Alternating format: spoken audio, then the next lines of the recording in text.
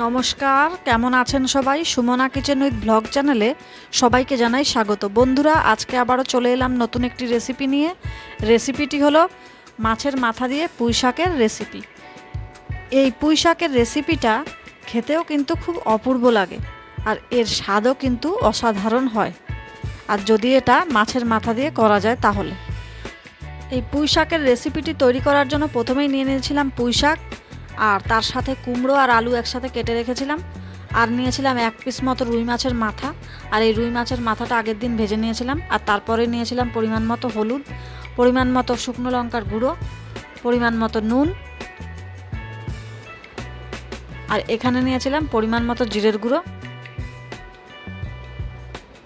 আর নিয়েছি 1 ইঞ্চি মতো আদা বাটা, আর কয়েকটা ঝাল অনুযায়ী কয়েকটা কাঁচা লঙ্কা চেরা, আর তারপরে নিয়েছিলাম একটা বড় সাইজের টমেটো, এইভাবে টুকরো টুকরো করে কেটে রেখেছিলাম।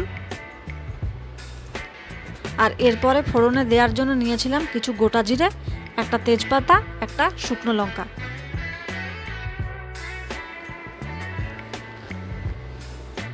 প্রথমেই একটা কড়া বসিয়ে দিয়েছি, কড়া গরম হয়ে গেছে।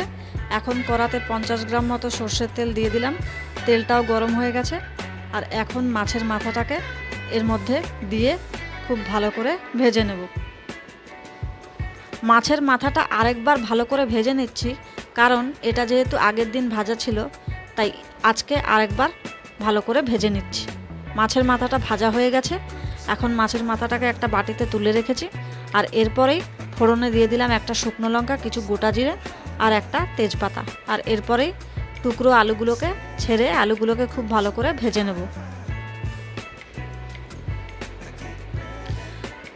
আলুটাকে খুব ভালো করে ভেজে নিয়েছি। আর এখন আমি পুঁই শাকের ডাঁটাগুলো দিয়ে সব কিছু একসাথে খুব ভালো করে কষতে থাকবো।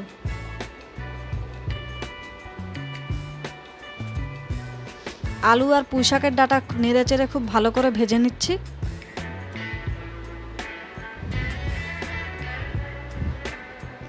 দুটোই ভালো করে ভাজা হয়ে গেছে। আর এরপরে কুমড়োটা অ্যাড করে দিলাম। এবার সব কিছু একসাথে খুব ভালো করে আরেকবার ভেজে নেব। সব কিছু মোটামুটি ভাজা হয়ে গেছে। আর এখন এর মধ্যে পরিমাণ মতো হলুদ গুঁড়ো দিয়ে হলুদটাকে সব কিছুর সাথে মিক্স করে নিচ্ছি। হলুদটা সব কিছুর সাথে খুব ভালোভাবে মিক্স হয়ে গেছে। আর এরপরে টমেটোর টুকরোগুলো দিয়ে দিলাম। টমেটোর টুকরোটা দেওয়ার পরে টমেটোটাকেও সব কিছুর সাথে ভালো করে মিশিয়ে নিয়েছি। আর এরপরেই কাঁচা লঙ্কা চেরাটাও দিয়ে দিলাম। আর সব কিছু একসাথে খুব ভালো করে ভেজে নিচ্ছি। আর এরপরেই মশলাগুলো আমি এর মধ্যে অ্যাড করে দিচ্ছি। প্রথমে দিয়ে দিচ্ছি পরিমাণ মতো জিরের গুঁড়ো, পরিমাণ মতো শুকনো লঙ্কার গুঁড়ো, আর আদা বাটাটা। আর এই মশলাগুলো দিয়ে খুব ভালো করে কষে নিচ্ছি। মশলাগুলো খুব ভালো করে কষা হয়ে গেছে। আর এখন পুঁই শাকের পাতাটা দিয়ে খুব ভালো করে মিশিয়ে নেব। পুঁই শাকের পাতাটা খুব ভালোভাবে মিশে গেছে। আর এখন স্বাদ অনুযায়ী নুন দিয়ে দিলাম। নুনটা দেওয়ার পরে খুব ভালো করে নুনটাকে সব কিছুর সাথে মিশিয়ে নিয়েছি। আর এখন মাছের মাথাটা এর মধ্যে অ্যাড করে দিলাম। মাছের মাথাটা অ্যাড করে দেওয়ার পরে মাছের মাথাটাকে একটু ভেঙে দিচ্ছি, যাতে পুঁই শাকের সাথে মাছের মাথাটা খুব ভালো করে মিশে যায়। আর এখন পুঁই শাকটা খুব ভালো করে কষানোও হয়ে গেছে। আর এরপরে দিয়ে দিলাম উষ্ণ গরম জল। আর এরপরেই এই ঝোলটাকে 10 মিনিট মতো লো ফ্লেমে ফুটতে দেব।